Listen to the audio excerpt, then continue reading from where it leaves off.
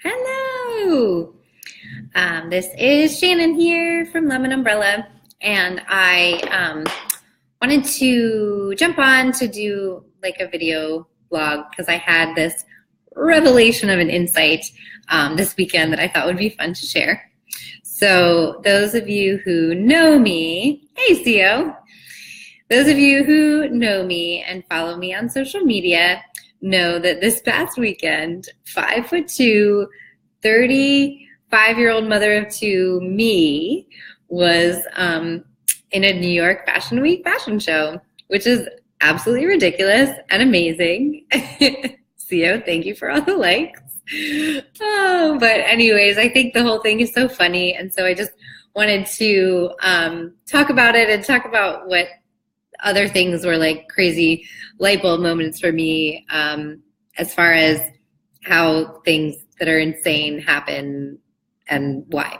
So I don't know about people watching, but I know personally, like I work really hard, right? Like I've always kind of like struggled and strive, and I still do. I'm like a recovering workaholic, striveaholic, I don't know. But when I really think about it, the most amazing things that have ever happened for me have happened like not because of that, but quite the opposite. They've happened because I didn't struggle and strive and I just showed up. So my two like tips that I want to share in this video, and this is for people watching and also for me, I'm going to rewatch this, are the way to make amazing things happen is not to like struggle and stress over them. The way to make amazing things happen is to show up and stop trying so hard. This is advice for you, advice for me. I'm going to try to practice this in my life, but I have a bunch of examples, not just this weekend. So this weekend, obviously, I was in a New York Fashion Week runway show, which is crazy. And yes, my brother is a fashion designer, which makes that much more logical that it could happen in my life than for other people. But I got to thinking about it. Like I didn't try to do that. I didn't, have this big dream or desire to do it. It was something really fun that happened, but it happened because I just showed up. If I had like wanted to do it and I was really stressed about it, I would have had to ask my brother if I could be in his show, and that might have been very anxious for me. And then I probably would have worked out really hard to get my body to look perfect, and I might have changed my diet, or I might have just had all this extra unneeded energy around this thing that wouldn't make the experience better or worse. It would just have been. But instead, I have just been open to what could possibly happen. I showed up, he asked me, I did it, it was amazing. And that honestly happens all the time with other things in my life and my business, but I don't always trust it, and I still get into struggle stress mode.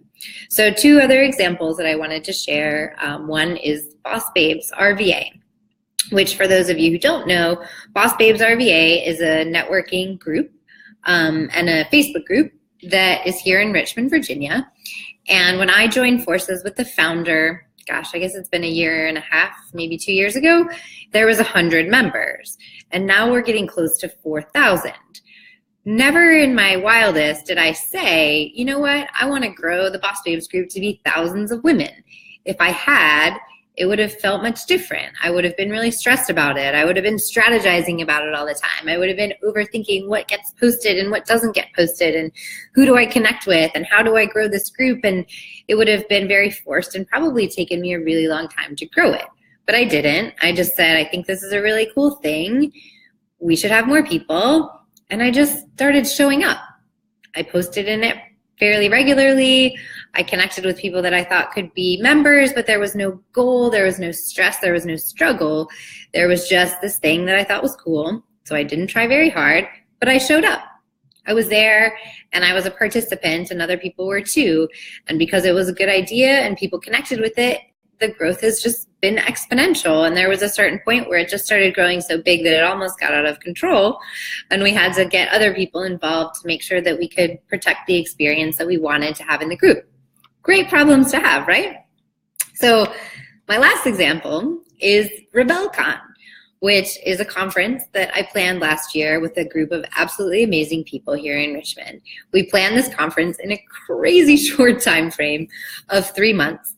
So that one, I didn't totally let go in the process, right? I was in my mode of, I wanted to do this thing and I wanted it to be very successful. Now, the only reason that the idea came about was because I was just showing up.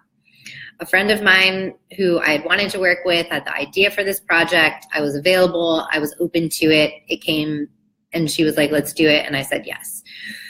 Where I fell back into my normal routine is I was like really wanting to make it awesome. And so I was really stressing and struggling through the process. However, because I had just had a baby 3 months ago, I was exhausted. So I didn't have my normal energy that I would have wanted to put into the project. I literally was forced to like kind of not do it 100%, which is, I'm so glad that it happened that way because it made me recognize like I can still show up. I can still do to the best of my ability at that time. And I can find other people to contribute so that it's not all the weight on my shoulders. So that one was like accidentally, I couldn't try so hard, but the result was still the same.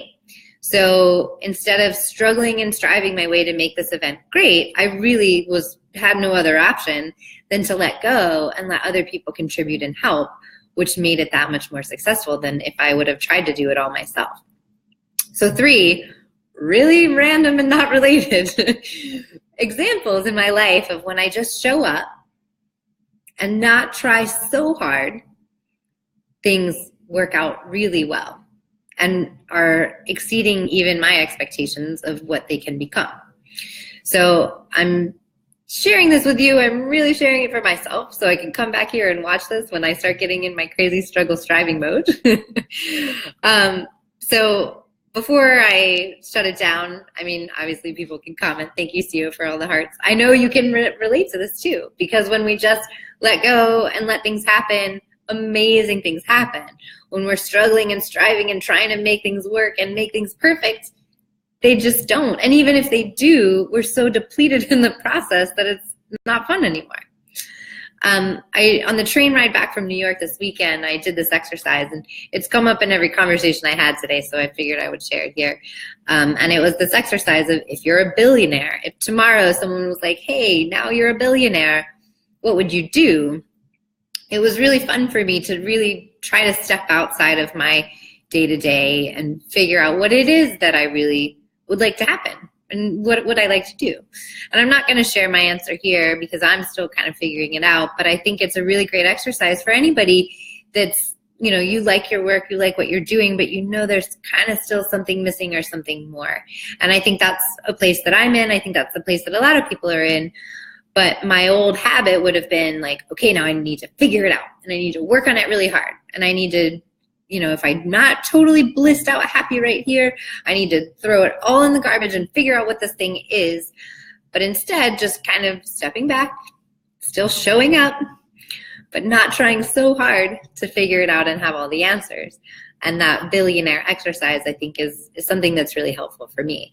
Because if I was a billionaire, I'd like to say that I'm just going to like lay on my sofa all day and like watch TV and like go shopping and get massages. But that's probably not true. I might do a little bit of that. But really, I'm going to want still things that are exciting and engaging to me. So just figuring out what those are, and can I just slowly turn towards that and let that be a thing versus getting rid of everything I've got going on right now and totally pivoting and changing everything. So if you are either stressed out or just knowing that there's something else that you want to happen that's not happening right now, instead of struggling and striving through it, keep showing up and try just a little bit less hard. Anyways, thank you guys for watching and for joining and for all the hearts. And I'm going to save this because I'm going to watch this in like a week when I get back into my like struggle mode, because we know old habits are very hard to break. So have a great day, y'all. Thanks for watching.